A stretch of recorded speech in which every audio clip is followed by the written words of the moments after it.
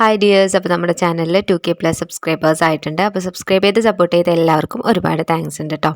അപ്പോൾ ഇന്നത്തെ നമ്മുടെ വീഡിയോ നമ്മൾ ക്യാൻവാസ് യൂസ് ചെയ്തിട്ട് നെക്ക് എങ്ങനെയാണ് സ്റ്റിച്ച് ചെയ്യുക എന്നുള്ളതാണ് കാണിക്കുന്നത്. അപ്പോൾ ഞാൻ അതിന് വേണ്ടിയിട്ട് ഇവിടെ 2 ക്ലോത്ത് എടുത്തിട്ടുണ്ട് കേട്ടോ. അപ്പോൾ ഈ ഒരു ഡോട്ടുള്ള ആ ഒരു റൗണ്ടിൽ ഡോട്ട്സ് ഉള്ളതില്ലേ, അത് കുറച്ച് ഫ്ലെയർഡ് ആയിട്ടുള്ളൊരു ക്ലോത്തും മറ്റേത് മാക്സിയുടെ ക്ലോത്താണ് കേട്ടോ, ഒരു ബ്ലൂ. അതുപോലെ തന്നെ 2 ക്യാൻവാസ് പീസ് എടുത്തിട്ടുണ്ട്.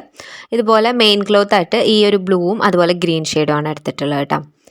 അപ്പോൾ നമുക്ക് ഞാൻ 2 നെക്ക് ഡിസൈൻ മാത്രമാണ് കാണിക്കുന്നത്. അപ്പോൾ എങ്ങനെയാണ് ചെയ്യാമെന്നുള്ളത് കാണിക്കുക. അപ്പോൾ നമ്മൾ സ്ഥിരമായിട്ട് ചെയ്യുന്ന വി അതുപോലെ തന്നെ റൗണ്ട് സ്ക്വയറൊക്കെ വിട്ടിട്ട് വേറൊരു 2 മോഡൽ കാണിക്കുന്നുണ്ട്.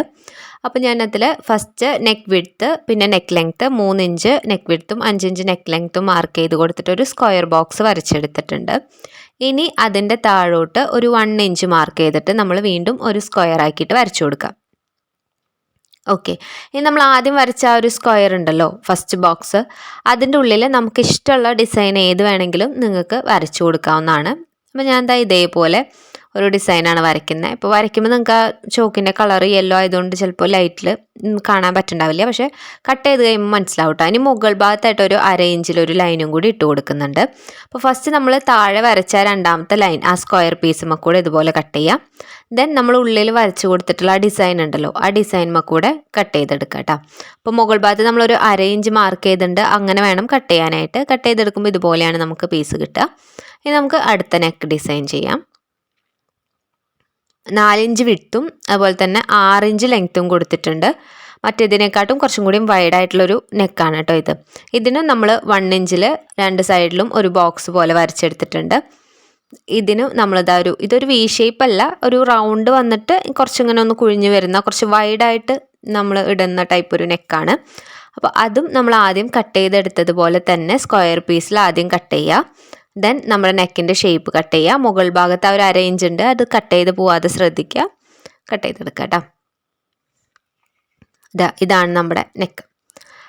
അങ്ങനെ നമ്മൾ 2 നെക്കിൻ്റെ പീസും കട്ട് ചെയ്തെടുത്തു. ഇനി നമുക്കൊരു ക്ലോത്തിൽ വെച്ച് അയൺ ചെയ്തെടുക്കണം. അപ്പോൾ ഈ ക്ലോത്ത് ഞാൻ അയൺ ചെയ്യാത്തതാണ്, 2 പീസ് വെച്ച് ജോയിൻ ചെയ്തിട്ടുള്ളതാണ്. ഇതേപോലെ വെച്ചിട്ട് നമുക്കിതിനെ അയൺ ചെയ്തെടുക്കണം. അപ്പോൾ അയൺ ചെയ്തെടുക്കുന്നതിന് മുന്നായിട്ട് ഇതിൻ്റെ സെൻറ്റർ പോർഷൻ കാണാം, ക്യാൻവാസിൻ്റെ സെൻറ്റർ പോർഷൻ കാണാം. അതുപോലെ തന്നെ നമ്മുടെ ക്ലോത്തും ഇതുപോലെ 2ആയിട്ട് മടക്കിയിട്ടിട്ട് സെൻറ്റർ പോർഷൻ കാണാം. അപ്പോൾ അവിടെ കുറച്ചിങ്ങനെ പുറത്തേക്ക് നിൽക്കണ്ടായിരുന്നു, ഞാൻ കട്ട് ചെയ്ത് കളഞ്ഞാണ്. എന്നിട്ട് ആ ഒരു കട്ട് ചെയ്ത ഭാഗങ്ങളുണ്ടല്ലോ സെൻറ്റർ, അത് രണ്ടും ഇതുപോലെ വെച്ചിട്ട് വേണം നമുക്കിത് അയൺ ചെയ്തെടുക്കാനായിട്ട്.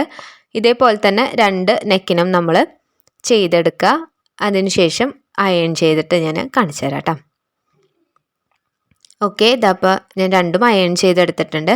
ഇങ്ങനെ വെച്ച് ചെയ്യുമ്പോൾ അങ്ങോട്ടും ഇങ്ങോട്ടൊന്നും നീങ്ങിപ്പോവാണ്ട് നമുക്ക് ഇങ്ങനെ മലർന്നൊന്നും പോവാതെ കിട്ടും. ഓക്കെ, ഇനി നമുക്കിതിൻ്റെ 3 സൈഡിലേക്കും ഒരു 1/2 ഇഞ്ച് ഗ്യാപ്പിൽ വേണം ഇതുപോലെ കട്ട് ചെയ്ത് കൊടുക്കാനായിട്ട്. ഒരു 1/2 ഇഞ്ച് ഉണ്ടായാലും മതി, 1/4 ഇഞ്ചായാലും കുഴപ്പമില്ല, എന്നാലും ഒരു 1/2 ഇഞ്ച് വെച്ചോ. ഓക്കെ, ഇനി അത് ഇതുപോലെ മടക്കിയിട്ട് നമുക്ക് 3 സൈഡും സ്റ്റിച്ച് ചെയ്തെടുക്കണം.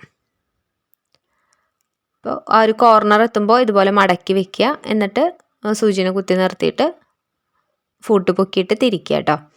എല്ലാവർക്കും അറിയുണ്ടാവുമല്ലോ. അപ്പോൾ അതേപോലെ 3 സൈഡും നമുക്കിത് സ്റ്റിച്ച് ചെയ്തെടുക്കണം.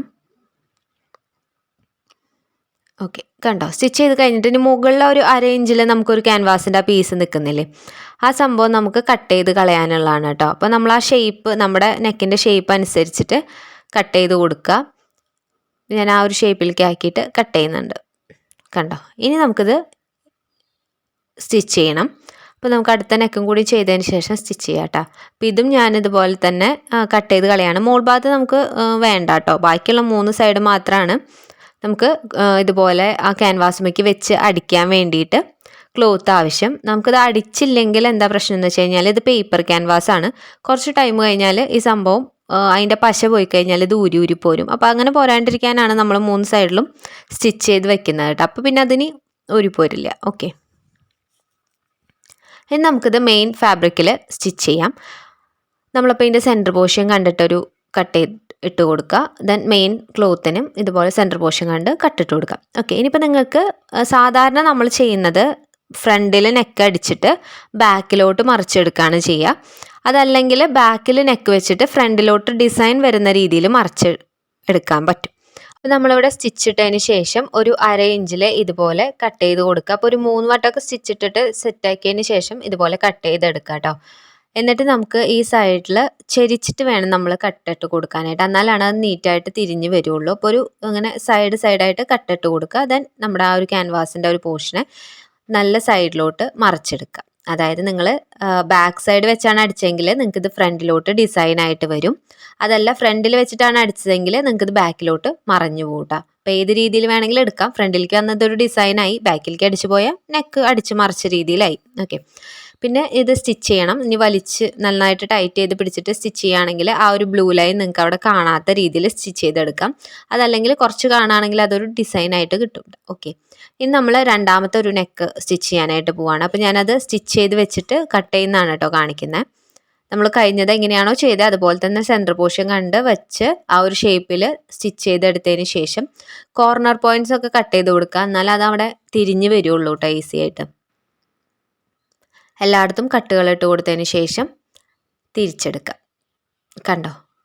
അപ്പോൾ ഇത് രണ്ടും ഞാൻ ഫ്രണ്ടിലോട്ട് തിരിച്ചതായിട്ടാണ് കാണിച്ചിട്ടുള്ളത്. ഡിസൈൻ വരുമ്പോൾ മനസ്സിലാവാൻ വേണ്ടിയിട്ടാണ്. ഇത് ഓപ്പോസിറ്റ് തിരിച്ചു കഴിഞ്ഞാൽ നമുക്ക് ഡിസൈൻ ഇല്ലാത്ത ഭാഗം കിട്ടും.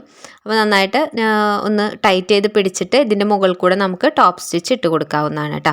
അപ്പോൾ എല്ലാവർക്കും വീഡിയോ മനസ്സിലായിട്ടുണ്ടാവും, യൂസ്ഫുൾ ആയിട്ടുണ്ടാവും എന്ന് വിചാരിക്കുന്നു. ഇഷ്ടപ്പെടുകയാണെങ്കിൽ ലൈക്ക് ചെയ്യുക, എല്ലാവരും കമൻറ്റ്സ് അറിയിക്കണം കേട്ടോ. താങ്ക്